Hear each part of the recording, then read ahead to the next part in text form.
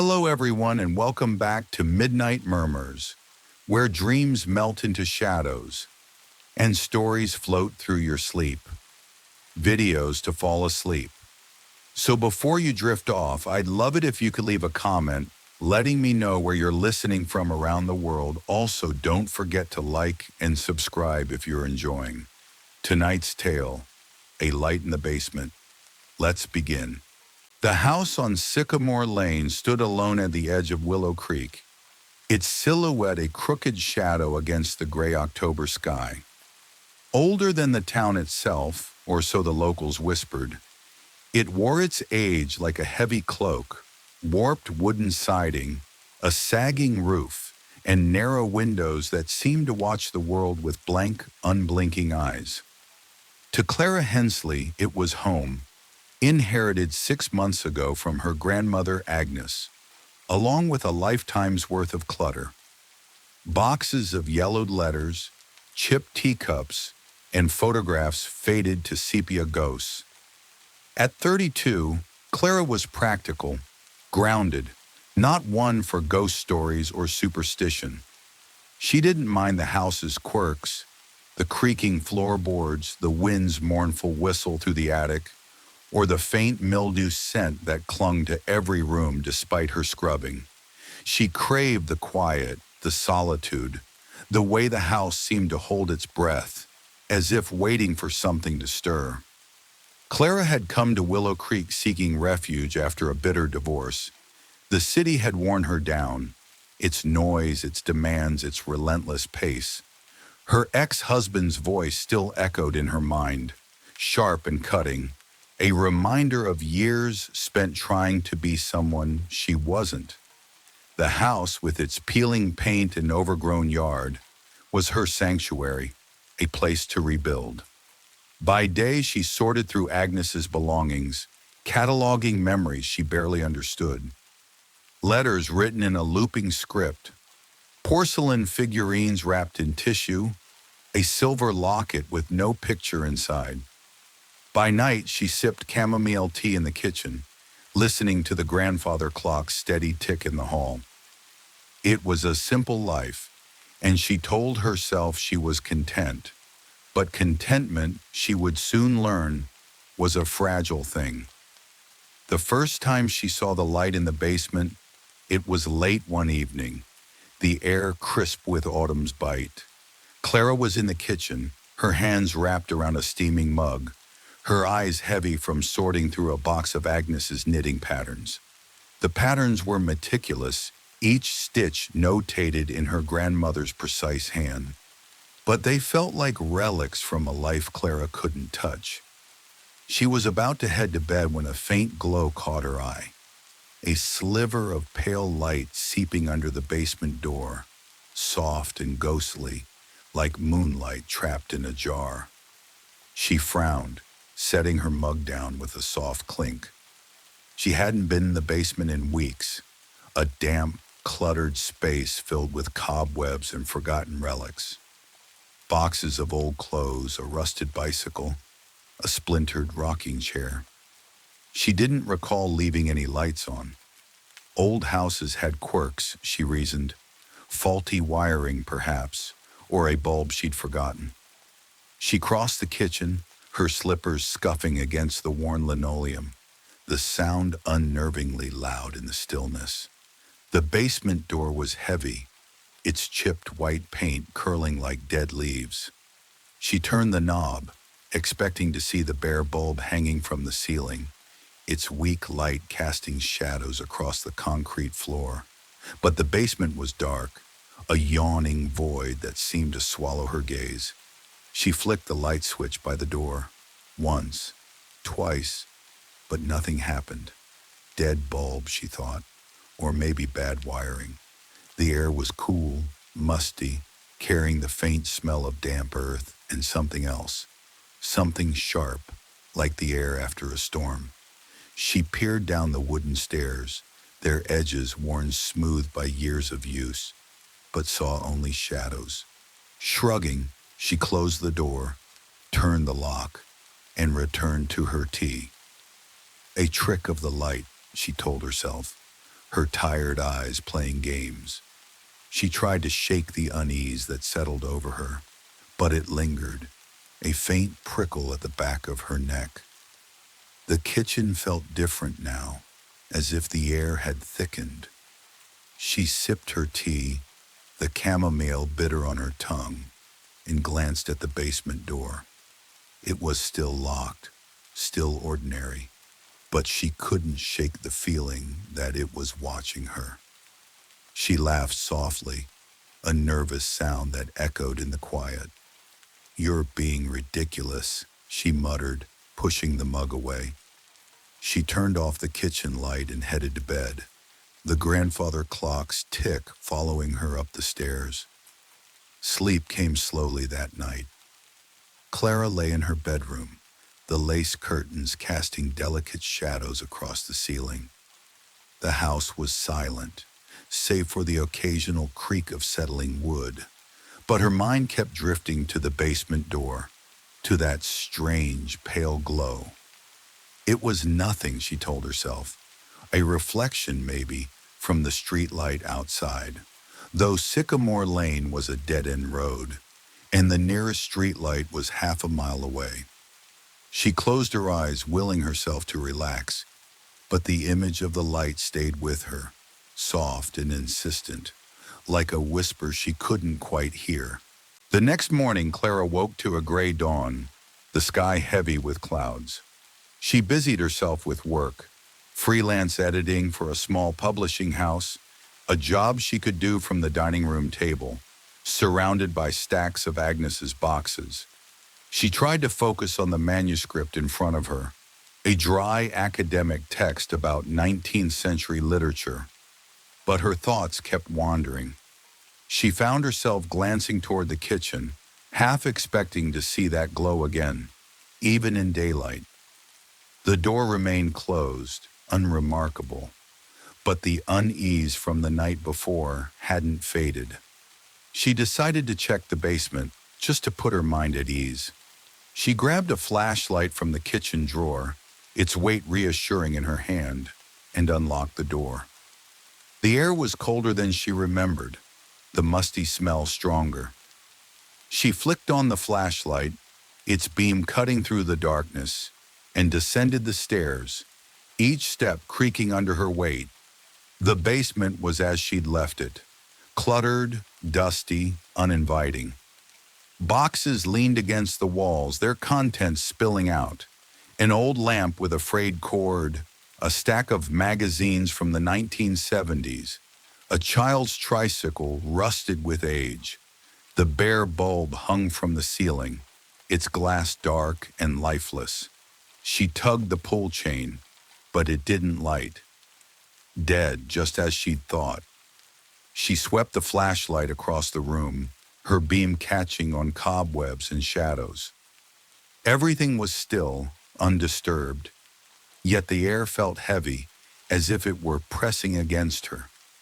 She shivered, suddenly eager to leave. As she turned back to the stairs, her foot brushed something soft. She aimed the flashlight down and froze. A single muddy footprint marked the concrete floor, small like a child's, though she lived alone and hadn't had visitors in weeks. Her heart quickened. She bent closer, the beam trembling in her hand. The mud was fresh, glistening faintly, as if it had been left only moments ago. Clara's breath caught. She straightened, sweeping the flashlight around, half expecting to see someone or something watching from the shadows. But the basement was empty, silent, the air thick with that strange ozone-like scent. She backed toward the stairs, her slippers scuffing against the floor, and hurried up, locking the door behind her. In the kitchen, she stood still, her pulse loud in her ears, staring at the door. The footprint wasn't possible. She hadn't tracked in mud. Her slippers were clean, and no one else had been in the house. Had they?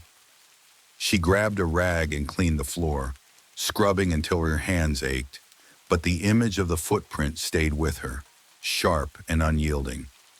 The light, the footprint, they were nothing, she told herself. Old houses played tricks. Her imagination was running wild. But as she sat at the dining room table, trying to focus on her work, she couldn't shake the feeling that the house was listening, waiting, its silence heavier than ever before. Clara sat at the dining room table, her laptop open to a half-edited manuscript, but her eyes kept drifting to the kitchen doorway. The basement door was out of sight, hidden beyond the hallway, yet she felt its presence, heavy and unyielding, like a weight pressing against her thoughts.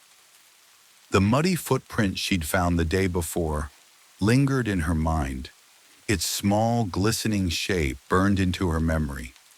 She'd scrubbed it away, but the act felt futile, as if the house itself were mocking her efforts to restore order.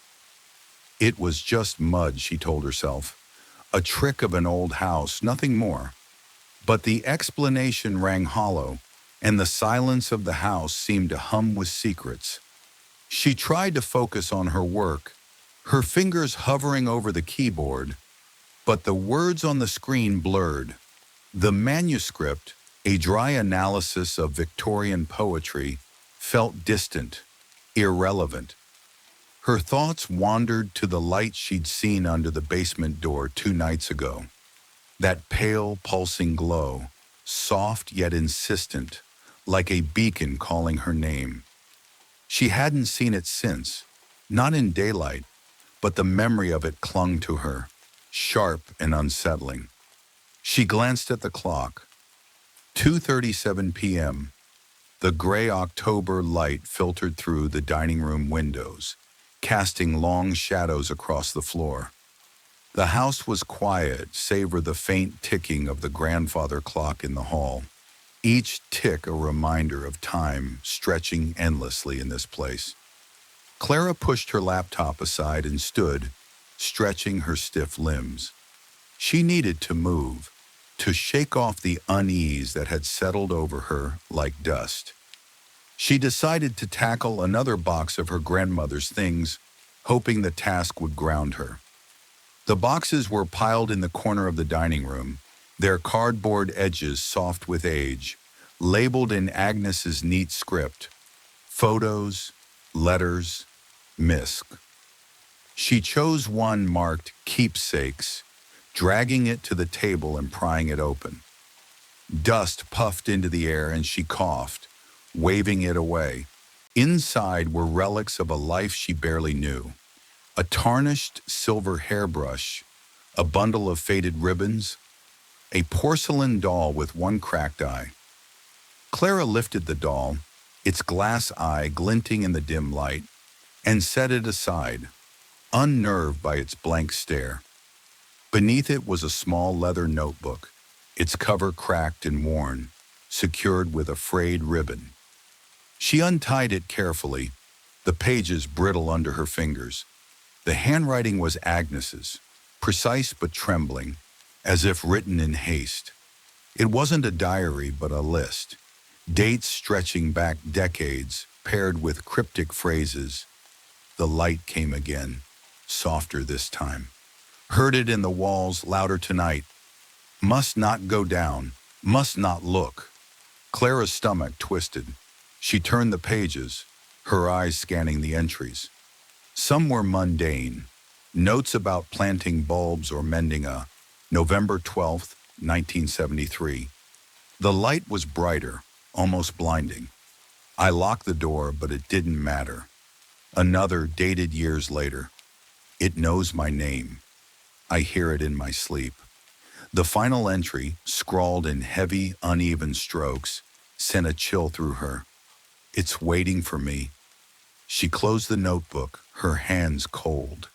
She wanted to dismiss it as the ramblings of an old woman losing her grip. But the light, the footprint, they weren't ramblings. They were real. She tucked the notebook back into the box, her heart pounding, and pushed the box away.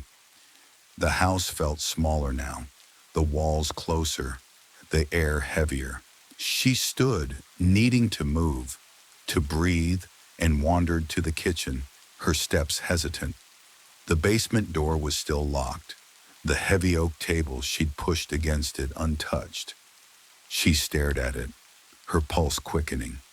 No light, no hum, just silence. But the door seemed to loom, its chipped paint and rusted knob taunting her. She turned away, grabbing a glass from the cupboard, but her hand froze mid-reach. On the counter, where she was sure she'd left nothing, was a single knitting needle, its metal dull with age. She hadn't touched Agnes's knitting supplies in days, and the box was still in the dining room. Her breath caught. She picked it up, its weight cold in her hand, and set it down quickly, as if it might burn her. Clara backed away, her eyes darting to the basement door. The house was playing tricks. She was sure of it now. She grabbed her coat and keys, deciding to leave, to drive into town, to clear her head. But as she reached the front door, she heard it, a faint hum, low and steady, like a fluorescent bulb flickering to life. It was coming from the kitchen. She froze, her hand on the doorknob, her heart hammering. The hum grew louder, not deafening, but insistent, vibrating in her chest, pulling her back. She stepped into the kitchen, her legs trembling. The light was there, seeping under the basement door, brighter than before, pulsing softly like a heartbeat. The table was still in place, untouched, yet the glow spilled around it, casting eerie shadows across the linoleum. The hum was almost a voice now, murmuring words she couldn't grasp, soft and coaxing, like a lullaby from a dream. She took a step closer, then another, drawn to the light despite herself. Her hand reached for the doorknob, fingers brushing the cold metal, when a sharp creak from the floorboard snapped her out of it. She stumbled back, her breath ragged, and ran to the front door, flinging it open. The cold October air hit her like a slap, grounding her. She climbed into her car, hands shaking as she turned the key, and drove into town, not looking back. The hum faded, the light dimmed in her mind, but the unease stayed, coiled tight in her chest. In Willow Creek's small diner, Clara sat with a coffee she barely touched, the chatter of locals a distant hum. She tried to rationalize it. Old wiring, her imagination, stress from the divorce. But Agnes's notebook, the footprint, the knitting needle, they weren't stress. They were something else, something the house knew, and she didn't. She paid for her coffee and drove home, the sky darkening, her resolve wavering. She couldn't leave the house, not yet. It was hers, her refuge, her burden. When she returned, the kitchen was dark, the basement door silent. No light, no hum. She checked the lock, the table, the counter. Everything was as it should be. Relief washed over her, but it was fleeting. As she climbed the stairs to her bedroom, she glanced back at the kitchen. The basement door was unchanged, but on the floor, just in front of it, was another muddy footprint, smaller than the last, its edges fresh and glistening. Clara's breath hitched. She didn't clean it this time. She didn't dare. Clara stood at the top of the stairs, her hand gripping the banister, her eyes fixed on the muddy footprint in the kitchen below. It was smaller than the first, its edges sharp and glistening, as if freshly pressed into the linoleum. She hadn't cleaned it, hadn't dared to approach the basement door again.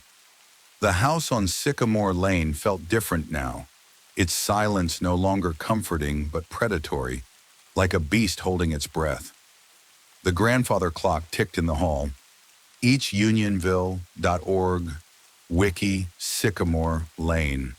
Its rhythm steady and unyielding, but Clara barely heard it. Her mind was consumed by the footprint, the light, and the notebook she'd found among her grandmother's things. Those cryptic warnings in Agnes's trembling hand. The light came again. It knows my name. She hadn't slept properly since the first footprint appeared 3 days ago.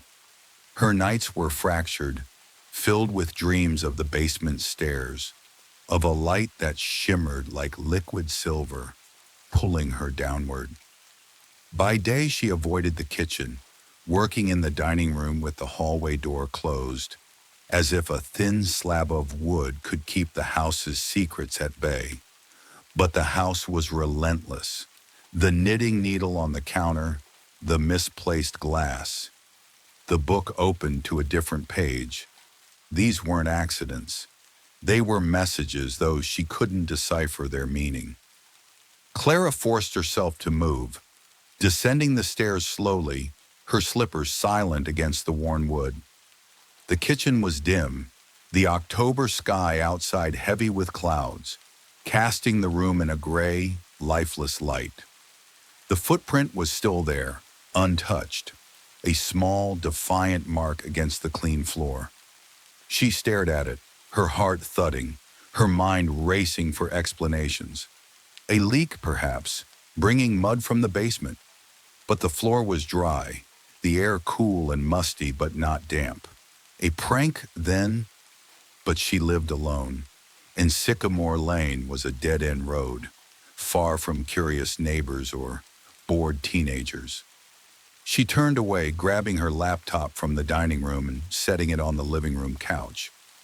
Work was her anchor, her freelance editing a lifeline to normalcy. She opened a manuscript, a dense academic text on 18th century folklore, and tried to focus. But the words swam before her eyes, meaningless. Her thoughts kept drifting to Agnes's notebook, to the phrase that chilled her most. It's waiting for me. Who or what was waiting? And why did Clara feel, with a certainty she couldn't explain, that it was waiting for her now? She closed the laptop, her hands trembling, and stood, pacing the living room.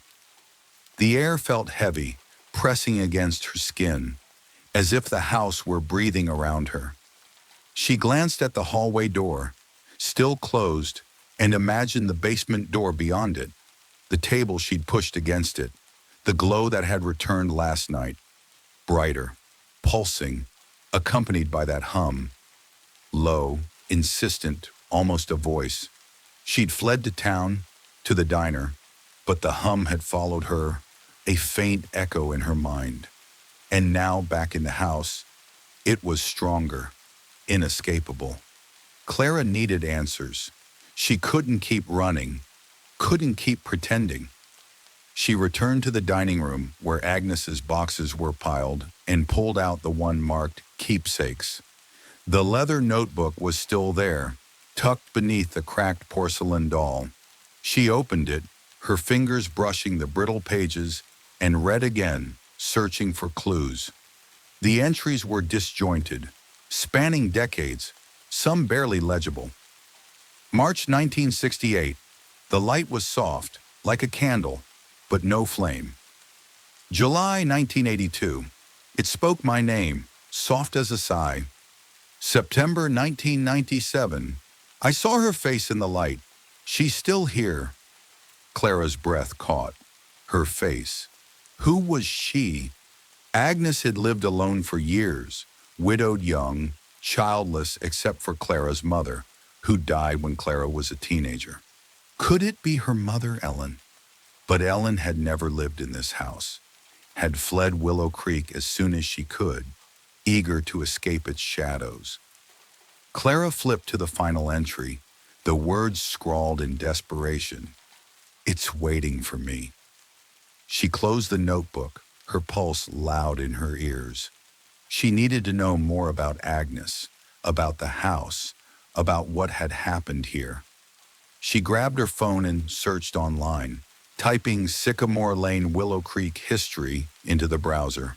The results were sparse. An old town archive, a few mentions in local blogs. The house was built in 1873, one of the first in Willow Creek, owned by a family named Harrow. The Harrows were wealthy, reclusive, their name tied to vague rumors of tragedy.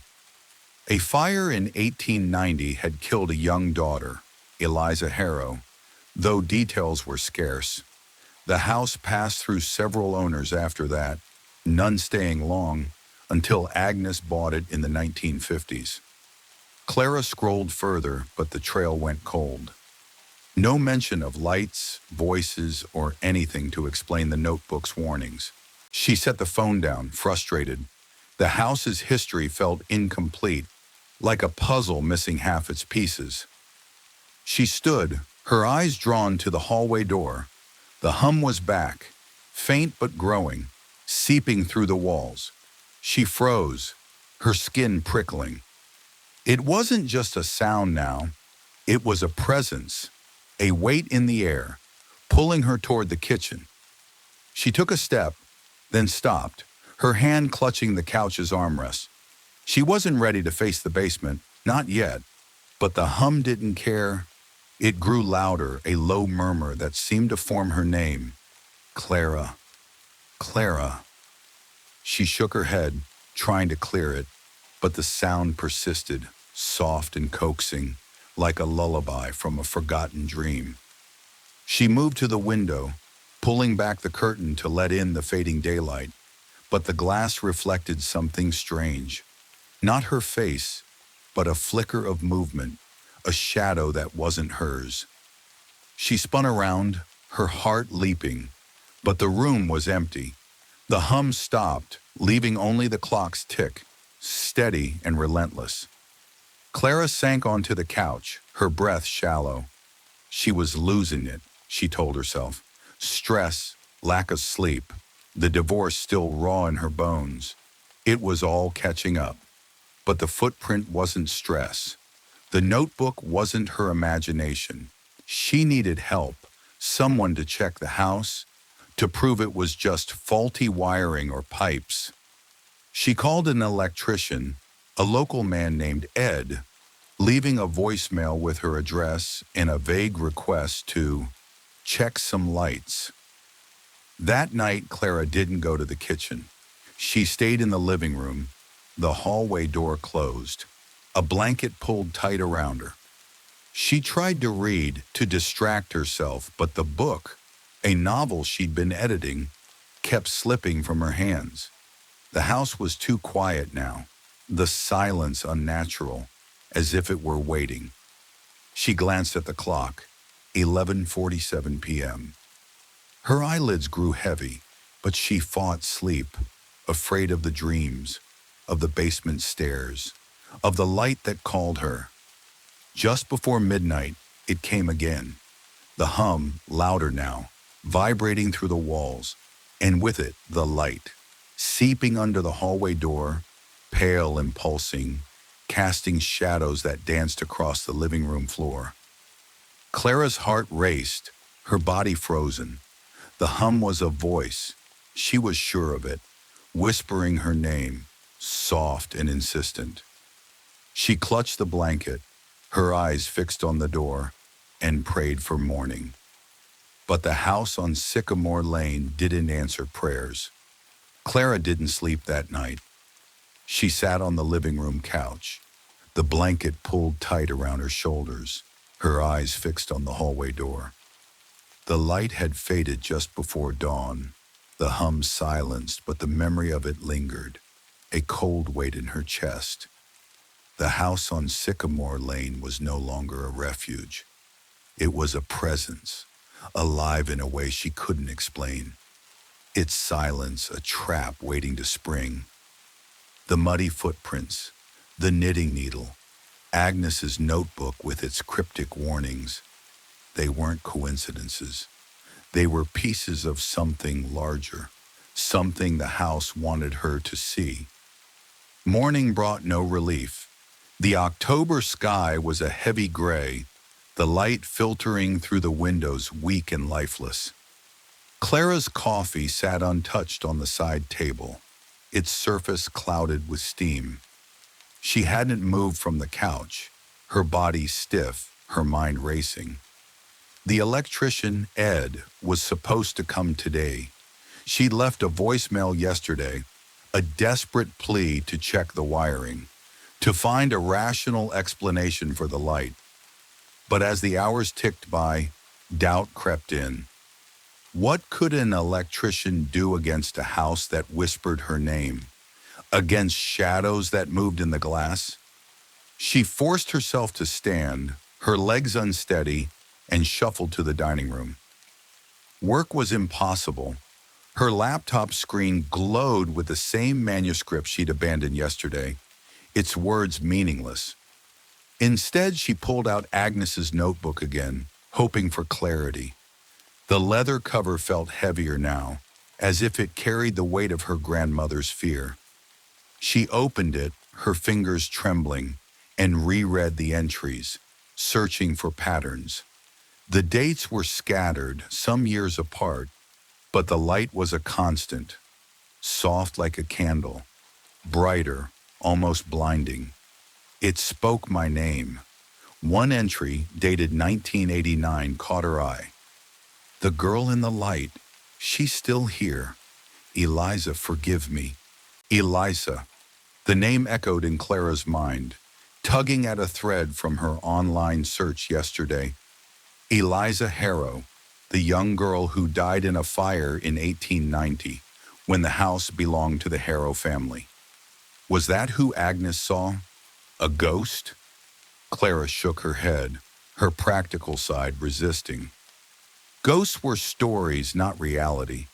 But the footprint, the hum, the light, they weren't stories. She grabbed her phone and searched again, typing Eliza Harrow Willow Creek into the browser. The results were thin, mostly fragments from old town records. Eliza was 7 when she died, trapped in a fire that started in the basement. The cause was unknown, the family devastated. The Harrows left soon after, and the house changed hands repeatedly, its history a patchwork of absences. Clara set the phone down, her mouth dry. The basement. Of course it was the basement. The light, the hum, the footprints. They all pointed there. She glanced toward the hallway door, her pulse quickening. The kitchen was quiet, the basement door hidden beyond, but she could feel it, a pull as real as gravity. She stood, her movements slow, deliberate, and walked to the hallway door. Her hand hovered over the knob, her breath shallow. She didn't want to open it, didn't want to face the kitchen, but the house was watching, waiting, its silence a dare. She turned the knob and stepped into the kitchen. The air was colder than it should have been, the linoleum dull under the gray light. The basement door was still locked, the heavy table pressed against it, but the muddy footprint remained, joined now by another, even smaller, its edges fresh, as if someone had stepped there moments ago. Clara's heart lurched. She backed away, her eyes darting around the room. The knitting needle was gone from the counter, but in its place was something new, a small, tarnished silver locket, its chain coiled like a snake. She was sure it hadn't been there yesterday. She reached for it, her fingers hesitant, and opened it. Inside was a faded photograph, barely discernible, of a young girl with dark eyes and a solemn expression. Clara's breath caught. Was this Eliza? The hum began again, soft at first, seeping from the basement door. The light followed, a pale glow spilling under the door, pulsing gently, like a heartbeat. The hum was a voice now, whispering, not her name this time, but something else. Words she couldn't quite catch, soft and mournful, like a child's lullaby. Clara clutched the locket, her hand trembling, and took a step toward the door. The light was mesmerizing, its warmth wrapping around her, pulling her closer. She reached for the table, intending to push it aside, when a sharp knock at the front door shattered the spell. She gasped, the locket slipping from her fingers to the floor. The hum stopped. The light vanished, leaving the kitchen dim and ordinary. The knock came again, insistent. Clara hurried to the front door, her heart pounding, and opened it to find Ed, the electrician, a gruff man with a graying beard and a toolbox in hand. "You called about some lights?" he said, his voice rough but kind. Clara nodded, her throat tight. "Yeah, in the basement. It's probably just wiring." She led him to the kitchen, her steps unsteady, and pointed to the basement door. The footprints were still there, but she didn't mention them, didn't dare. Ed set his toolbox down, glancing at the table blocking the door. "Gotta move this," he said, and Clara helped, her hands shaking as they shoved it aside. The door was unlocked now, the knob cold under her touch. Ed opened it, his flashlight beam cutting through the darkness, and descended the stairs, his boots heavy on the wood. Clara stayed at the top, her eyes fixed on the basement's shadows. The air was musty, sharp with that ozone-like scent she couldn't place. Ed's flashlight flickered below, his voice muffled as he muttered about wiring and dampness. Clara's gaze drifted to the floor, where the locket lay, its chain glinting faintly. She picked it up, her fingers brushing the photograph inside. The girl's eyes seemed to follow her, dark and knowing. Ed emerged after what felt like hours, though it was only minutes. "No live wires down there," he said, wiping his hands on his jeans. "Bulbs burned out, no power to it. Place is old, though. Could be dampness messing with the circuits. I'd get a dehumidifier." He paused, frowning. "Found this, though. Caught in a crack in the floor." He held out a small muddy shoe, child-sized, its leather cracked with age. Clara's blood ran cold. She stared at the shoe, then at the footprints on the floor, their sizes eerily similar. "Thanks," she managed, taking it, her voice barely a whisper. Ed shrugged, packed his tools, and left, promising to send a bill. Clara stood alone in the kitchen, the shoe in one hand, the locket in the other. The basement door opened behind her. The hum was gone, the light absent, but the air felt heavier now, as if the house were holding its breath.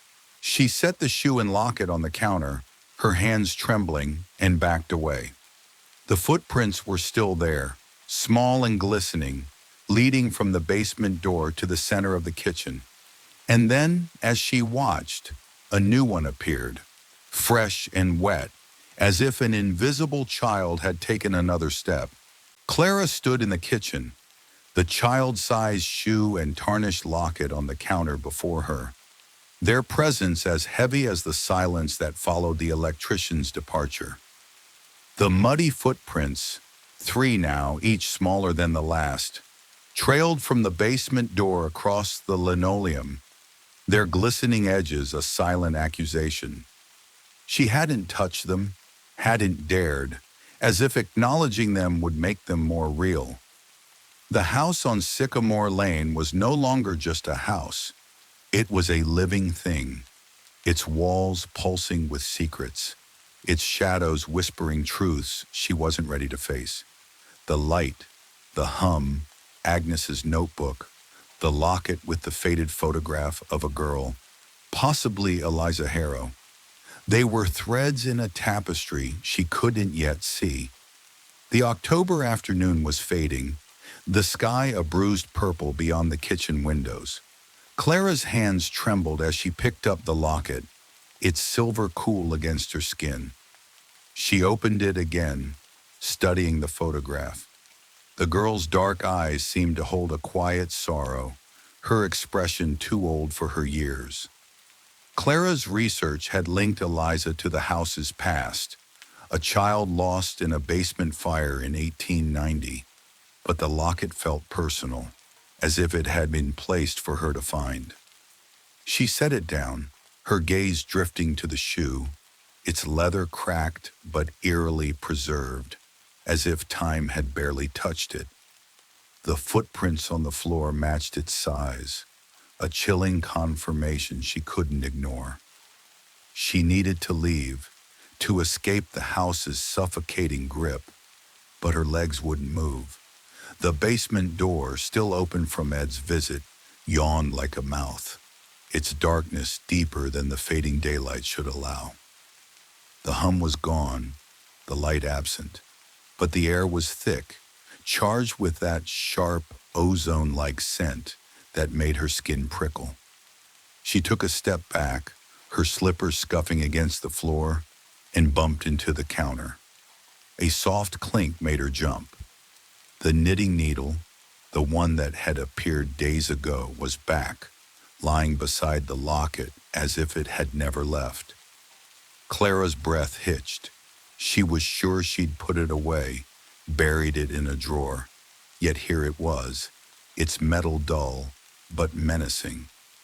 The house was toying with her, moving things, leaving footprints, whispering her name. She grabbed her phone, her fingers fumbling, and dialed her friend Sarah, who lived an hour away in the city. The call went to voicemail, Sarah's cheerful greeting a stark contrast to Clara's rising panic. "Sarah, it's me," Clara said, her voice shaking. I need to talk. Something's wrong with the house. Call me back, please." She hung up, the silence louder than before, and set the phone down, her eyes drawn to the basement door. She couldn't stay in the kitchen. She grabbed the locket, shoe, and needle, clutching them like talismans, and retreated to the living room, closing the hallway door behind her. The grandfather clock ticked in the hall, its rhythm a mockery of normalcy. She sank onto the couch, placing the objects on the coffee table, their shapes stark against the wood. The notebook lay there too, its leather cover a silent challenge. She opened it, flipping to a new entry she hadn't noticed before, tucked between two faded pages. October 2001. The light is hers now. I tried to warn her, but she's gone. Eliza, I'm sorry. Clara's heart pounded. Her? Who? Agnes had lived alone. Her daughter Ellen, Clara's mother, long gone by 2001, dead in a car accident when Clara was 16. Was Agnes writing about Ellen or someone else? The name Eliza appeared again and again, tied to the light, to apologies, to guilt. Clara's mind raced, piecing together fragments. The fire, the girl, the basement. It all circled back to that door, that darkness. She needed to know more, but the thought of going down there, of facing the light, made her stomach churn. She stood, pacing the living room, the objects on the table watching her like eyes. The air felt heavier now, the shadows longer, though the clock read only 4:12 p.m. She stopped at the window, pulling back the curtain, hoping the outside world would anchor her. But the glass reflected something strange, a flicker of movement, not her face but a smaller figure, blurred, standing just behind her. She spun around, her heart leaping, but the room was empty. The hum began again, faint, seeping through the hallway door, accompanied by a soft glow, pale and pulsing, creeping under the wood. Clara's breath caught. She backed away, her eyes fixed on the door, the light growing brighter, the hum louder, forming words she could almost understand. Not her name this time, but a plea, soft and childlike. "Help me." Her knees buckled and she sank onto the couch, clutching the locket, its edges biting into her palm. The voice was real, she was sure of it, echoing from the basement, from the light, from the girl in the photograph. "Eliza?" or something pretending to be her. She needed to act, to do something, but fear rooted her in place. The electrician had found nothing. No wires, no power, just a dead bulb and a shoe that shouldn't exist. Clara's practical side, the part that scoffed at ghost stories, was crumbling. She grabbed her laptop, opening a new search. Willow Creek hauntings. The results were scattered. Local legends, vague stories of the house on Sycamore Lane, whispers of lights and voices, but no details, no answers. One blog post from a now defunct site mentioned a medium who visited in the 1970s, claiming the house held a presence, tethered to the basement, neither living nor dead. The post ended abruptly, the author noting they'd left town soon after. Clara closed the laptop, her hands shaking. The hum was louder now, the light spilling under the hallway door, casting shadows that seemed to sway, like figures dancing in a dream. She stood, her resolve hardening. She couldn't keep running, couldn't keep hiding. She grabbed a flashlight from the side table, its weight reassuring, and opened the hallway door. The kitchen was bathed in the glow, the basement door wide open, though she was sure Ed had closed it. The footprints were still there, joined by a fourth, smaller still, leading down the stairs. She stepped forward, her flashlight beam trembling, and paused at the top of the stairs. The air was cold, heavy with that ozone scent, and the hum was a chorus now, voices overlapping, all childlike, all pleading. "Help me! Find me!" The light pulsed below, not from a bulb, but from something deeper, shimmering like liquid starlight. Clara's heart raced, her practical side screaming to turn back, but the voice, the girl, pulled her forward, a thread she couldn't cut. She took a step down, the wood creaking under her weight, and then another, the darkness closing around her. The light grew brighter, the voices clearer, and for a moment she thought she saw her, a small figure standing at the edge of the glow, her dark eyes wide and sorrowful. Clara stood frozen at the top of the basement stairs, her flashlight beam trembling in the darkness. The childlike voice echoing in her mind. "Help me! Find me!" The light below pulsed, not from any bulb, but from something alive, shimmering like liquid starlight, its glow casting strange shadows across the wooden steps. The air was cold, thick with the sharp, ozone-like scent that had haunted her for days, now mingled with something sweeter, almost floral, like wilted roses. The small figure she'd glimpsed, a girl, her dark eyes wide and sorrowful, had vanished, but her presence lingered, a weight in the air, pulling Clara downward. Her practical side screamed to turn back, to lock the door, to flee the house on Sycamore Lane, but the voice, soft and pleading, held her like a tether. She took another step, the wood creaking under her slipper, her breath visible in the chill. The hum was louder now, a chorus of whispers, not just one voice but many, overlapping in a mournful song. "Help us," they seemed to say, though the words were indistinct, like a half-remembered dream. Clara's heart pounded, her flashlight beam sweeping the basement as she descended. The familiar clutter came into view. Cardboard boxes, a rusted tricycle, a splintered rocking chair. But it felt different, as if the objects were watching, their dust-covered surfaces hiding secrets. The light pulsed stronger, its source somewhere beyond the room, deeper than she'd ever explored. She reached the concrete floor, her slippers silent against the cold surface. The footprints were here too, small and muddy, trailing across the floor, leading to the far wall where a pile of crates stood. Clara's stomach churned. She hadn't forgotten the small door she'd imagined, or had she, behind those crates, wooden and warped, no more than 3 feet high. Was it real? Or was the house playing tricks, reshaping itself to draw her in? She moved toward the crates, her flashlight beam shaking, the hum vibrating in her chest.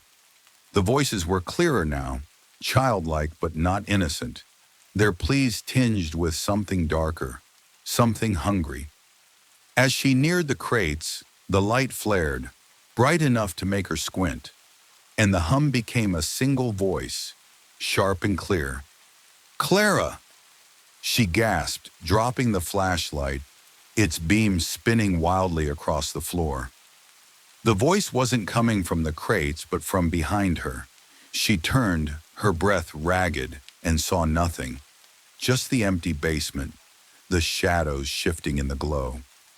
But the air was heavier, pressing against her, and the floral scent was stronger, cloying, like a funeral parlor. She retrieved the flashlight, her hands trembling, and aimed it at the crates. The small door was there, just as she'd feared, its wood pitted and stained, the light spilling from beneath it, pulsing like a heartbeat. Clara's mind raced. The locket, the shoe, the footprints, Agnes's notebook, they all pointed to this door, to the light, to the girl named Eliza Harrow, dead since 1890. But the voice calling her name wasn't Eliza's, or if it was, it wasn't alone. She took a step closer, her flashlight beam fixed on the door, its warmth unnatural, almost alive. She reached out, her fingers brushing the wood, and a jolt ran through her, not pain but memory. Flashes of a fire, a girl's scream, smoke choking the air. She pulled back, gasping, her vision swimming. The hum returned, softer now, coaxing, urging her to try again. She didn't want to open the door, didn't want to see what lay beyond, but the house wasn't giving her a choice. The light was brighter, the voices louder, and the air was thick, like wading through water. She knelt, her knees cold against the concrete, and pulled at the door. It resisted, then gave way with a low groan, revealing a circular chamber of smooth black stone, its walls glistening as if wet. In the center was the light source, not a lamp but a pool of radiance, shimmering, rippling, alive. The hum was deafening, a symphony of voices, some pleading, some weeping, some laughing, all calling her name. Clara stood unable to look away. The light was beautiful, terrible, its glow filling her with warmth and dread. Faces formed in the radiance, faint and fleeting. Children, women, men, their mouths moving soundlessly. She saw Agnes, her grandmother's eyes wide with fear, her lips forming a warning Clara couldn't hear. She saw the girl from the locket, Eliza, her dark eyes sorrowful but not alone. Other faces, strangers, flickered past, their expressions twisted in pain or longing. And then, impossibly, she saw herself, her own face staring back, her mouth open in a silent scream. She stumbled back, her breath caught, the flashlight clattering to the floor. The voices surged, a cacophony of need, screaming her name, begging her to stay. The walls pulsed, the black stone alive, closing in. She turned to run, but the door was gone. The crates vanished, the basement transformed into a void of light and sound. She pressed her hands to her ears, the hum unbearable, the light blinding. "Stop!" she screamed, her voice lost in the chorus. The floral scent was overwhelming, choking her, and the ground beneath her seemed to shift, soft and yielding, like earth after rain. She fell to her knees, her vision blurring, and felt something cold brush her hand. A small hand, childlike, its grip firm but not cruel. She looked up, expecting Eliza, but saw nothing, just the light, the faces, the endless glow. The hand pulled, gentle but insistent, urging her forward toward the pool of radiance. Clara resisted, her practical side clawing for control, but the light was inside her now, filling her lungs, her mind, her bones. She couldn't breathe, couldn't think, couldn't. She woke in her bed, gasping, her sheets soaked with sweat. The house was silent, no hum, no light, just the faint ticking of the grandfather clock downstairs. Her heart raced, her body trembling, as she tried to convince herself it was a dream. But her slippers were muddy, caked with fresh earth, and her flashlight was gone. She sat up, her breath shallow, and noticed something on her nightstand. A single wilted rose, its petals black and curling, its scent faint but unmistakable. The same floral note from the basement. Clara's blood ran cold. She didn't remember bringing a rose upstairs, didn't remember flowers in the house at all. She stood, her legs unsteady, and checked her hands. Her fingers were smudged with dirt, as if she'd been digging. She stumbled to the window, pulling back the curtain, but the glass reflected only her face, pale and haunted, no shadows, no figures. The clock read 3:14 a.m., the house still, but the silence was different now, heavy, expectant, as if it knew she'd been to the basement, knew she'd seen the light. She didn't go back to bed. She sat on the couch, the locket and shoes still on the coffee table, the notebook open to Eliza's name. The rose stayed on the nightstand, its scent lingering, a reminder of the chamber, the voices, the hand. Clara's practical side was gone, buried under the weight of what she'd seen. The house was waiting, and she was running out of time. Clara sat on the living room couch, the wilted rose's faint floral scent lingering in the air, a ghostly reminder of the basement chamber she'd seen, or dreamed, hours ago. The locket, child-sized shoe, and Agnes's notebook lay on the coffee table, their shapes stark in the dim morning light filtering through the lace curtains. Her hands were still smudged with dirt, her slippers caked with mud, evidence that her descent into the basement hadn't been just a nightmare. The house on Sycamore Lane was silent, but it was a predatory silence heavy with expectation, as if it knew she'd crossed a threshold, seen the light, felt the small, cold hand pulling her toward the radiant pool. The grandfather clock ticked in the hall, its rhythm a cruel mockery of normalcy, each second pulling her closer to something she couldn't name. She hadn't moved since dawn, her body stiff, her eyes fixed on the hallway door. The light hadn't returned, the hum was gone, but the rose on her nightstand was real, its black petals curling like burned paper. She'd left it there, afraid to touch it, afraid to acknowledge what it meant. The faces in the light, Agnes, Eliza herself, haunted her, their silent screams etched into her mind. The voice, childlike yet ancient, pleading, "Help me, find me," echoed in her thoughts. Not just a sound, but a feeling, a need that burrowed into her bones. Clara's practical side, the part that once scoffed at ghost stories, was a distant memory, drowned by the house's relentless pull. She stood, her legs unsteady, and paced the living room, avoiding the coffee table's relics. The air was thick, pressing against her skin, the shadows longer than the early hour warranted. She needed to do something, to reclaim control, but every instinct screamed to stay away from the basement, from the door that shouldn't exist, from the light that knew her name. She grabbed her phone, hoping Sarah had called back, but the screen was blank. No missed calls, no messages. She tried calling again, her fingers fumbling, but the line went straight to voicemail. "Sarah, please," she whispered, her voice cracking. "I'm not okay. Call me." She hung up, the silence louder, and set the phone down, her gaze drifting to the notebook. Clara opened it, her hands trembling, and flipped through the brittle pages. The entries were a litany of dread, Agnes's handwriting growing shakier with each one.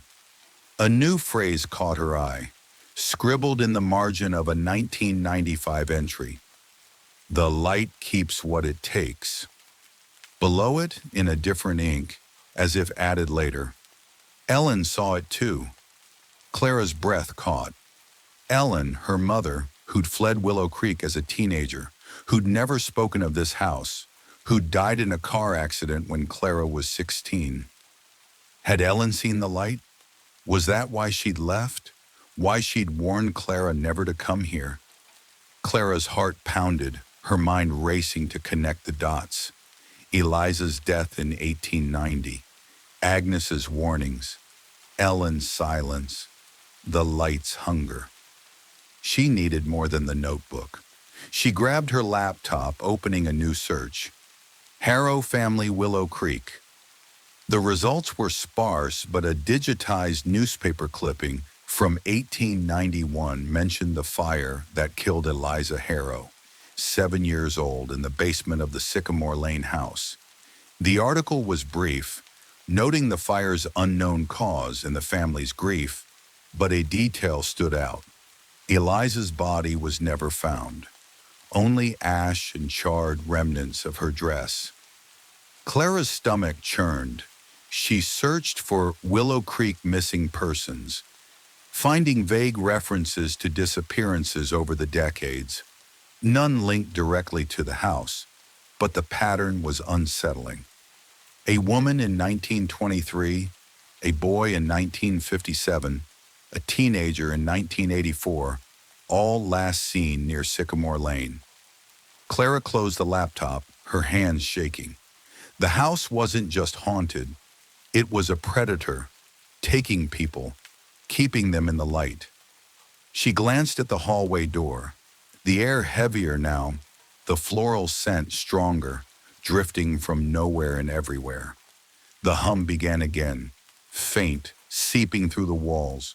Not a chorus, but a single voice, soft and childlike. "Clara, come back." Her skin prickled, her heart leaping. She stood, clutching the locket, its edges biting into her palm, and back toward the window. The glass reflected her face, pale and hollow, but for a moment another face flickered beside hers, small, dark-eyed, sorrowful. Clara spun around, gasping, but the room was empty. The hum grew louder, the light returning, seeping under the hallway door, pale and pulsing, cast in shadows that seemed to writhe, like fingers reaching for her. Clara's breath was shallow, her body frozen. The voice was clearer now, not just a plea, but a command. "Find me." She shook her head, tears stinging her eyes, and stumbled to the couch, grabbing the notebook, the shoe, the locket, as if they could protect her. The light was brighter, spilling into the living room, the hum vibrating in her chest, her name a chant. Clara, Clara, Clara. She couldn't stay here. She grabbed her coat and keys, intending to flee, to drive anywhere but here. But as she reached the front door, the hum surged, the light flaring, and the voice became a scream. "Don't leave me!" Clara froze, her hand on the doorknob, her heart hammering. The scream wasn't angry but desperate, a child's cry, raw and broken.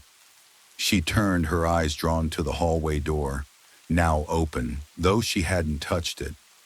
The kitchen beyond was bathed in light, the basement door wide, the stairs descending into a glow that pulsed like a living thing. Clara's legs moved before her mind could stop them. She dropped the coat, the keys clattering to the floor, and walked to the kitchen, the locket still in her hand. The footprints were there, 5 now, leading down the stairs, their muddy edges fresh. glistening. The air was cold, thick with the floral scent, and the hum was a lullaby, soothing yet sinister, pulling her forward. She paused at the top of the stairs, her flashlight gone, but the light below was enough, illuminating the basement in a sickly glow. The crates were still there, the small door open, its wood warped and inviting, the radiant pool beyond shimmering, calling. She took a step down, then another, the wood creaking, the voices returning, a chorus of whispers. Help us, find us, stay with us. The light was warm, wrapping around her, easing her fear, but beneath it was a coldness, a hunger she could feel in her bones. She reached the basement floor, her slippers sinking into something soft, mud, fresh and wet, though the concrete should be dry. The small door was closer now, the light spilling out, and in its glow, she saw her again. The girl, Eliza, standing at the edge, her dark eyes wide, her hand outstretched. Clara stopped, her breath caught, the locket burning in her hand. The girl's lips moved, but no sound came. Only the hum, the voices, the light. And then, faintly, another voice. Not Eliza's, but Agnes's, weak and distant. Don't look, Clara. Don't stay. Clara stood at the edge of the basement, the radiant pool's glow washing over her, its shimmering light both beautiful and terrifying. The small figure of the girl, Eliza she was certain, stood before her, her dark eyes wide, her outstretched hand trembling in the air. The hum was a chorus now, voices weaving through the cold, floral-scented darkness, pleading, whispering, demanding, help us, find us, stay with us. Agnes's faint warning, don't look, Clara, don't stay, echoed in her mind, a lifeline fraying under the weight of the light's pull. The locket burned in her hand, its metal hot against her skin, as if urging her to move, to act, to choose. The house on Sycamore Lane was no longer a house. It was a mouth, hungry and patient, and Clara was teetering on its edge. She took a step back, her slippers sinking deeper into the muddy floor, the concrete gone soft and yielding, like earth after a storm. The girl's eyes followed her, not angry but desperate, her lips moving soundlessly, forming words Clara couldn't hear over the hum. The black stone walls pulsed, their rhythm matching her heartbeat, closing in, making the chamber feel smaller, more like a tomb. Clara's breath was shallow, her chest tight, the floral scent, roses, decay, something older, choking her. She clutched the locket tighter, its edges cutting into her palm, and shook her head. I can't, she whispered, her voice trembling, lost in the voice's song. I won't. The girl's hand dropped, her expression shifting, sorrow to something sharper, something knowing. The light flared, bright enough to blind, and the hum became a scream, not childlike but ancient, a cacophony of grief and rage. Clara stumbled, her vision swimming, and fell to her knees, the mud cold and slick beneath her. The faces in the light returned. Agnes, Eliza, strangers, herself, flickering faster, their mouths open, their eyes pleading, accusing. The scream softened, morphing back into the chorus, her name woven through it. Clara, stay, Clara, see! She pressed her hands to her ears, tears streaming down her face, but the voices were inside her now, burrowing into her mind, her bones.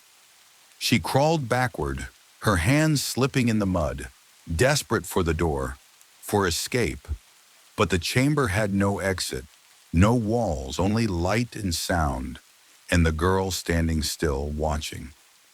Clara's fingers brushed something solid, the locket fallen from her hand, its chain tangled in the mud. She grabbed it, clutching it like a shield, and stood, her legs shaking. "Leave me alone," she shouted, her voice raw, echoing in the void. The light dimmed, just for a moment, the voices faltering, and the girl took a step forward, her small feet leaving no mark in the mud, her eyes dark and endless. Clara turned and ran, her slippers slapping against the soft ground, the light chasing her, the hum rising again. She didn't know where she was going. The door was gone, the basement transformed, but she ran, her breath ragged, her heart pounding. The air grew colder, the floral scent fading, replaced by the musty dampness of the basement she knew. She stumbled into the familiar clutter, boxes, the tricycle, the rocking chair, her hands grazing their dusty surfaces. The light was behind her, weaker now, the voices fainter, but the girl's presence lingered, a cold weight at her back. She reached the stairs, her hands gripping the railing, and climbed, each step a struggle, as if the house were pulling her down. The kitchen above was dark, the basement door open, the table still pushed aside. She burst into the kitchen, slamming the door behind her, and leaned against it, gasping, her body trembling. The hum was gone, the light extinguished, but the locket was still in her hand, its metal warm, the photograph inside intact. She slid to the floor, her back against the door, and opened the locket, staring at the girl's face. Eliza, or someone like her dark eyes seeming to shift, to watch.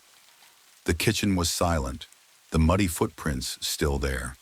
6 now, their edges drying, no longer glistening. Clara's slippers were caked with mud, her hands smudged with dirt, her clothes damp with sweat and something else. Water, or something thicker, clinging to her skin. She stood, her legs unsteady, and checked the door's lock, twisting the knob to be sure. It held, but the table was too heavy to move back alone. She stumbled to the living room, collapsing onto the couch, the locket still in her hand, the shoe and notebook on the coffee table untouched. The wilted rose was gone from her nightstand, but its scent lingered, faint and mocking. Clara didn't sleep, couldn't sleep.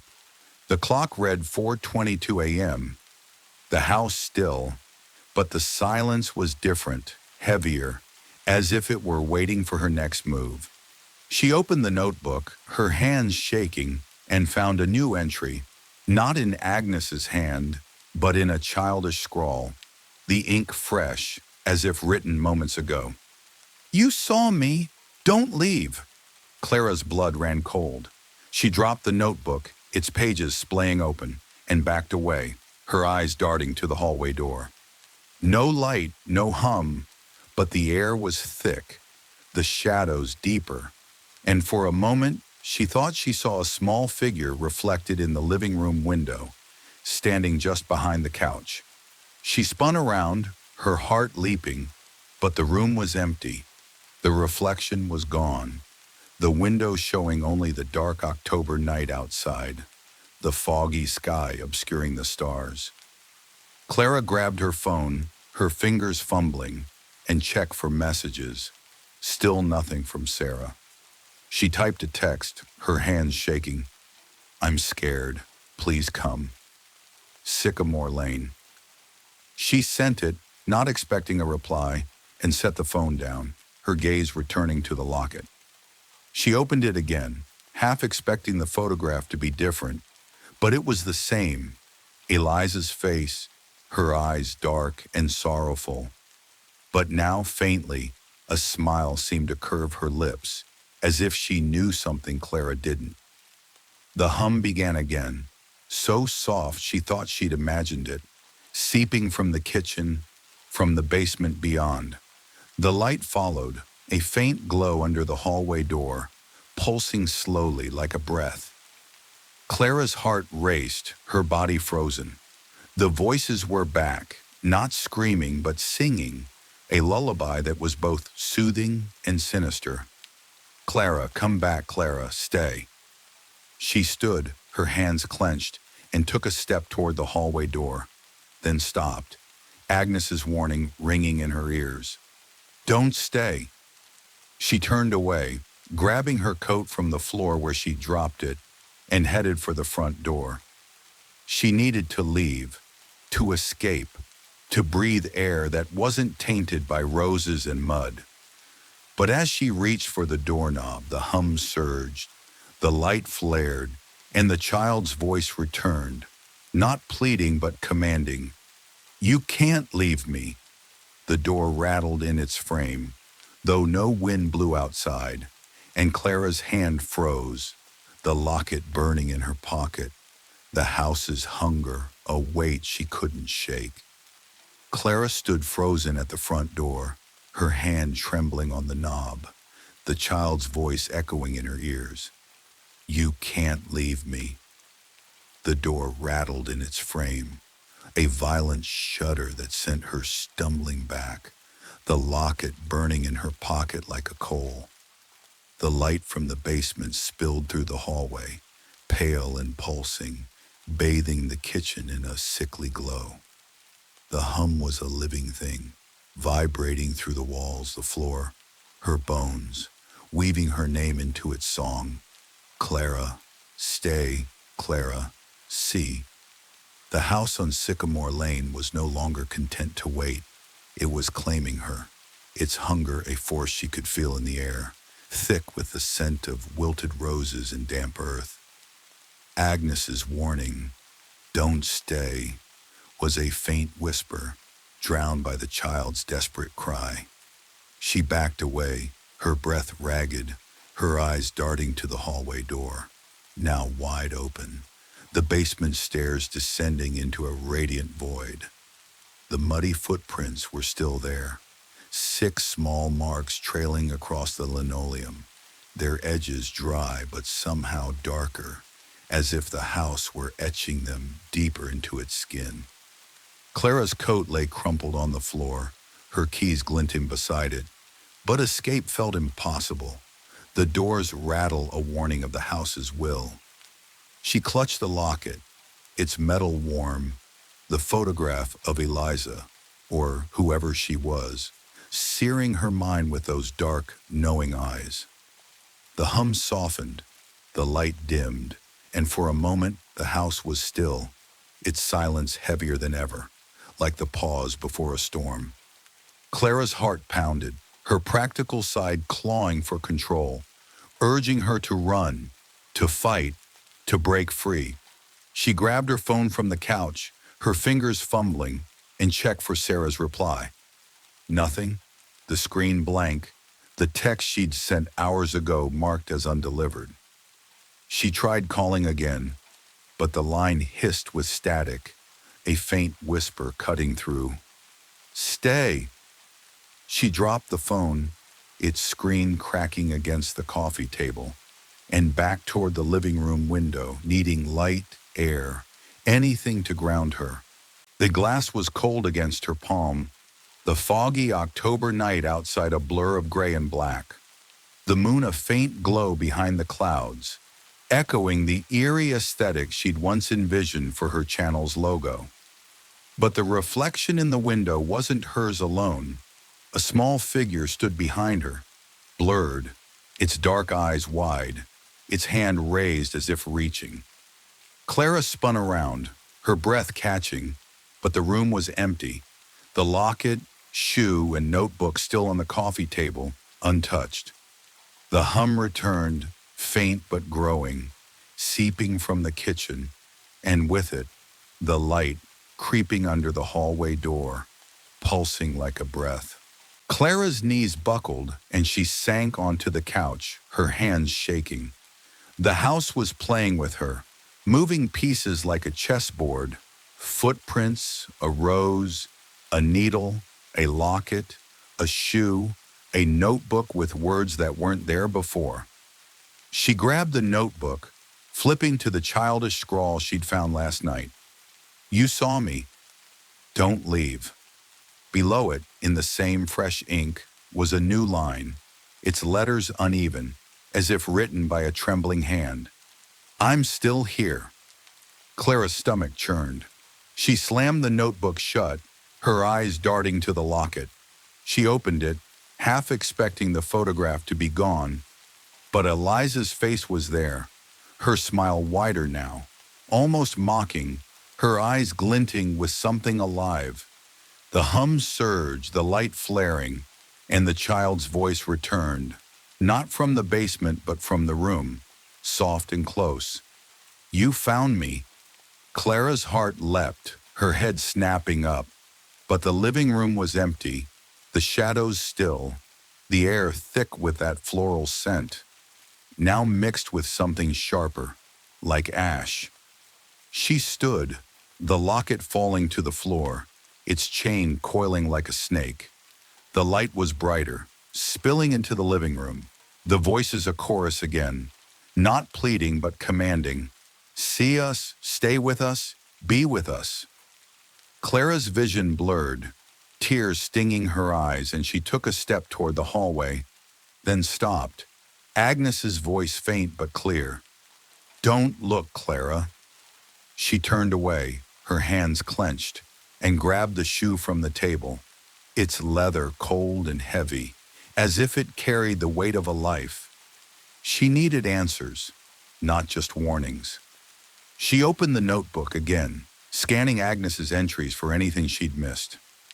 A 1978 entry stood out, tucked between two faded pages. The light took her. I tried to stop it, but Ellen was too curious. She's gone, but not gone. Clara's breath caught. Ellen, her mother, had been in the basement, had seen the light, and Agnes had known, had tried to save her. Was Ellen one of the faces in the light? Was Clara next? She needed to know the truth, but the basement was a trap, its light a lure. She grabbed her laptop, ignoring the hum, the light, the voices, and searched again. Sycamore Lane disappearances. The results were the same. Vague mentions of missing people. A woman in 1923, a boy in 1957, a teenager in 1984. But a new link caught her eye. A forum post from 2010, buried in an archive. A user claimed their aunt, a tenant in the Sycamore Lane house in the 1960s, had vanished after talking about a light in the basement. The post ended with a warning. Don't go down there. It keeps what it takes. Clara closed the laptop, her hands trembling. The phrase echoed Agnes's notebook, a confirmation of the house's hunger. The hum was louder now, the light spilling through the hallway, the voices singing her name, soft and relentless. She stood, the shoe in one hand, the notebook in the other, and took a step toward the kitchen, drawn by the light despite herself. The footprints were still there, 7 now, smaller, leading to the open basement door, the stairs descending into a glow that pulsed like a living thing. She paused at the top, the air cold, the floral scent mixed with ash, the voices clearer. Clara, come back, Clara, stay. She took a step down, the wood creaking, and saw the girl again, standing at the bottom, her dark eyes wide, her hand outstretched. But this time, another figure stood beside her, taller, blurred, its face hidden, its presence colder, heavier, not a child but something else. Clara's heart raced, Agnes's warning ringing. Don't look. She stopped, the locket burning in her pocket, the shoe heavy in her hand, and felt a cold touch on her shoulder, not a hand, but a breath, whispering her name. She turned, expecting the girl, but saw only darkness, the light below flaring, the voices screaming, Stay! Clara stood in the living room, the cold touch on her shoulder lingering like a burn, the child's voice, You can't leave me, ringing in her ears. The basement light pulsed through the hallway, its pale glow seeping into the room, casting writhing shadows that seemed to reach for her. The hum was a relentless chant, weaving her name into its song. Clara, stay, Clara, see. The house on Sycamore Lane was no longer a passive presence. It was alive, its walls breathing, its darkness hungry, and Clara was trapped in its gaze. The locket in her pocket burned. The child-sized shoe on the coffee table gleamed with an unnatural sheen, and Agnes's notebook lay open, its childish scrawl. "I'm still here," a taunt she couldn't escape. Her phone lay cracked on the floor, its screen dark. Sarah's silence a void that mirrored the house's isolation. The front door had rattled, refusing her escape, and now the basement called, its light a siren song, its voices, childlike, ancient, desperate, pulling her back. Clara's breath was shallow, her body trembling, but a spark of defiance flickered in her chest. She couldn't keep running, couldn't keep hiding.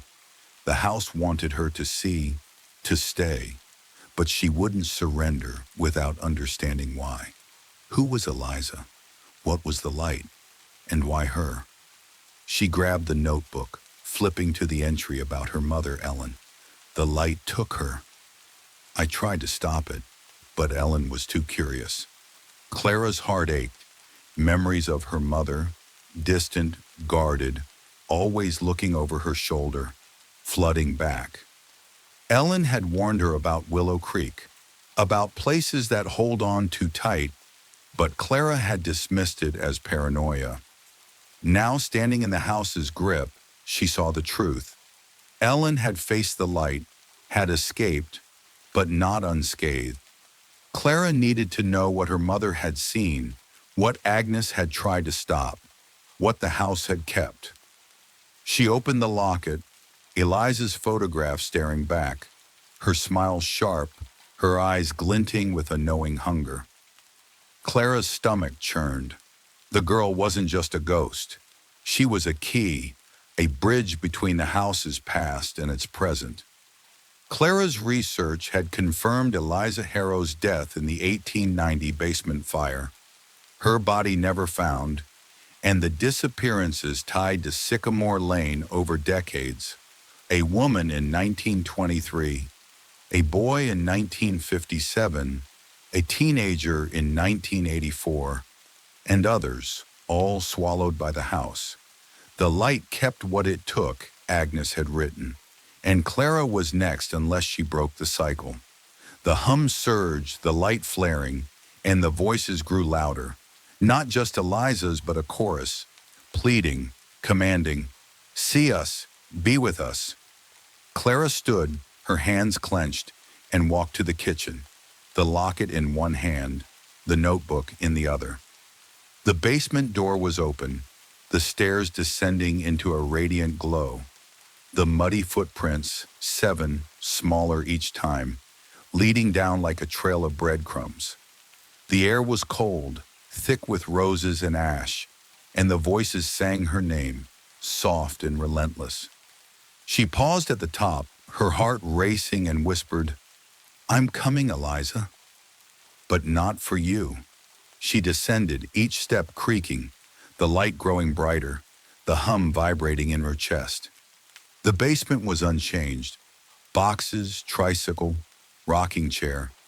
But the air was heavier, the shadows alive, shifting as if watching. The small door behind the crates was open, its warped wood glowing, the radiant pool beyond, shimmering like a star fallen to earth. Clara's breath caught, the voices clearer now. "Clara, stay, Clara, see." She saw the girl again, Eliza standing at the door's edge, her dark eyes wide, her hand outstretched. But the taller, blurred figure from before was there too, its face hidden, its presence cold, ancient. Not a child, but something else, something that made her skin crawl.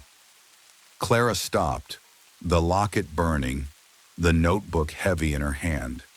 "What do you want?" she demanded, her voice trembling but firm. The girl's lips moved, but no sound came. Only the hum, the voices, the light. The taller figure shifted, its outline sharpening, and Clara saw, not a face, but a void, a darkness that swallowed the glow, its edges flickering with faces. Agnes, Ellen, strangers, herself. The light wasn't just Eliza's. It was theirs, all of them, trapped, feeding it, keeping it alive. She took a step closer, the mud soft under her slippers, the floral scent choking her. The girl's hand reached out, her fingers brushing Clara's, cold and real, pulling her toward the light. Clara resisted, her heart pounding, and opened the locket, holding it up like a talisman. "Eliza, I see you," she said, her voice steady now. "But I won't stay." The light flared, the hum screamed, and the girl's face twisted. Not in sorrow but rage, her eyes black, her mouth open in a silent howl. The taller figure moved, its void-like presence pressing against Clara, whispering in a voice that wasn't human. "You belong to us." Clara stumbled back, the locket falling, its chain sinking into the mud. The voices surged, the light blinding, the chamber walls pulsing faster, closing in. She turned to run, but the door was gone. The basement a void of light and sound. The girl was everywhere, her face in the glow, her hands grabbing, pulling, her voice a scream. "Stay!" Clara's vision blurred, her lungs burning, and she felt the mud rise, soft and warm, swallowing her feet, her legs, her... She woke on the kitchen floor, gasping, the basement door closed, the light gone, the hum silent. Her hands were clean, her slippers dry, but the locket was gone, and the notebook lay open beside her, a new entry in that childish scrawl. "You can't leave." Clara lay on the kitchen floor, the linoleum cold against her cheek. The notebook's words, "You can't leave," searing her mind. The house on Sycamore Lane was silent, the basement door closed, the light and hum gone, but the absence felt like a trap, a pause before the final strike. Her body ached, her hands trembling, but the mud was gone, her slippers clean, as if the basement chamber, the radiant pool, the girl, and the void-like figure had been a dream. But the locket was missing, the shoe still sat on the coffee table, and the notebook's new entry was real, its childish scrawl a promise of the house's intent. Clara wasn't free. She was marked, claimed, and the light was waiting. She stood, her legs unsteady, and checked the basement door. Locked, the table pushed back against it, though she didn't remember moving it. The footprints were gone, the linoleum pristine, but the air was heavy, thick with roses and ash, a reminder of the chamber's pull. The clock read 6:03 a.m., the October dawn a faint gray through the windows, the foggy sky a mirror of the eerie, moonlit aesthetic she'd once envisioned for her channel. But Midnight Murmurs felt distant now, a dream from a life before the house, before the light, before Eliza. Clara grabbed the notebook, flipping through its pages, desperate for a way out. Agnes's warnings, Ellen's encounter, the light's hunger. It was all there, but no solution, no escape. The final entry, "You can't leave," wasn't just a threat, it was a truth. The house had taken Eliza, Ellen, countless others, and now it wanted her. But Clara wasn't Agnes, resigned to warnings, or Ellen, broken by curiosity. She was done being prey. She opened her laptop, ignoring the cracked phone, and typed a final search. How to break a haunting. The results were a mix of folklore and skepticism, salt, sage, iron, rituals to banish spirits. But one post from an obscure paranormal forum stood out. Some places aren't haunted, they're alive. They feed on memory, fear, curiosity. To stop them, you have to reject them. Burn their hold. Clara's heart raced. Burn their hold. The locket was gone, but the shoe, the notebook, they were the house's anchors, its ties to her. She grabbed the shoe, its leather cold, and the notebook, its pages brittle, and headed to the backyard. The air was crisp, the fog thick, the moon a faint glow behind the clouds, like the haunting vision she'd once sketched for her channel's banner. She dug a small pit with a garden trowel, her hands shaking, and placed the shoe and notebook inside. She poured salt from the kitchen, a gesture from the forum post, and lit a match, the flames trembling in the dawn light. The notebook caught first, its pages curling, the shoe smoldering, the smell of burning leather mixing with roses and ash. The hum returned, faint but angry, seeping from the house, and the basement light flared, visible through the kitchen window, pulsing like a dying star. The voices screamed, not pleading but furious. "Clara, no!" She flinched, the match burning her fingers, but kept going, tossing another match into the pit. The flames grew, the notebook's childish scrawl blackening, the shoe collapsing into ash. The hum became a wail, the light surging, and Clara felt a cold hand on her shoulder, not gentle but clawing, pulling her back. She turned, expecting Eliza, but saw only fog. The house looming behind, its windows dark but watching. The wail softened, the light dimmed, and the hand released her, the air lighter, the floral scent fading. Clara stood, her breath ragged, and watched the fire die, the pit a smoldering ruin. The house was silent, the hum gone, the light extinguished, but she felt no victory, only exhaustion. She didn't go back inside. She grabbed her coat, her cracked phone, and drove to town, the foggy road blurring before her. The diner was open, its warmth a stark contrast to the house's cold. She ordered coffee, her hands still trembling, and checked her phone. Sarah had texted back, "On my way, be there by noon." Clara exhaled, tears stinging her eyes, but the relief was fleeting. The house wasn't done. She knew it in her bones. The house on Sycamore Lane stands empty now, its for sale sign faded, the grass overgrown, the windows clouded with dust. Neighbors avoid it, their unease unspoken, the town of Willow Creek turning a blind eye. Clara never returned, staying with Sarah, then moving far away. But the house lingers in her dreams, its light pulsing, its voices whispering her name. Passers-by sometimes see a glow from the basement windows, pale and soft, like moonlight trapped in a jar. They hear a hum or a voice too faint to discern, and hurry past, their steps quick, their eyes averted. The house waits, patient, its hunger never sated, its light always searching for the next to claim. And in the fog under a moonlit sky, a small figure stands at the edge of Sycamore Lane, her dark eyes wide, her hand outstretched, whispering a name no one hears.